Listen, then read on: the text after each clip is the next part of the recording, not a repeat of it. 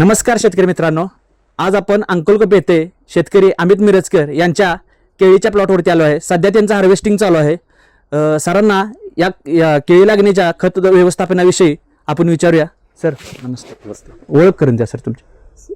माझं नाव अमित मिरजकर, राहणार अंकलकोप. माझा 2 एकराचा प्लॉट आहे. बरं सर, तुमची लागण कधीची?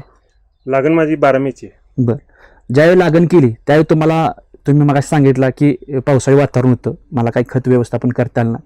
मग तुम्ही कशा प्रकारे पुढं व्यवस्थापन केलं? पहिलं ज्यावेळी लागण झाली त्यानंतर एक 2-3 महिने मला काही खत व्यवस्थापन करताच आलं नाही. बरं. कारण पाऊसच एवढा होता, रानात पाणी साठून होतं. मग त्यानंतर एक 45व्या दिवशी मी एक सुरळी भरून घेतली. सुरळी भरणी झाली आहे माझी. त्यात मी रीच वरायजनचा वापर केला. नंतर रुटेलचा, मुळ्यांच्या वाढीसाठी रुटेलचा वापर केला.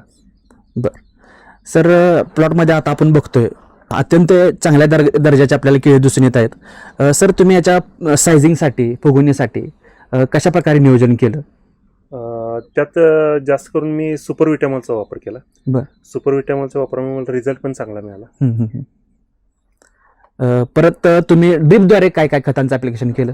ड्रिपद्वारे निवळीला पर्याय म्हणून मी आपलं नवीन प्रॉडक्ट रिच ड्रिपचा वापर केला आणि मायक्रोविट सॉइल त्याचाही वापर केला. त्याचाही मला चांगला परिणाम दिसून आला. ठीक आहे सर, आता आपण प्लॉटमध्ये बघतोय तुम्ही खूप छान पद्धतीनं केळीचं उत्पादन घेतलं आहे.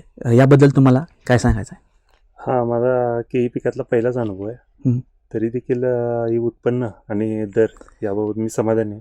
तुमची प्रतिक्रिया दिल्याबद्दल धन्यवाद. शेतकरी मित्रांनो, या व्हिडिओला लाईक करा, आमच्या चॅनलला सबस्क्राईब करा. धन्यवाद.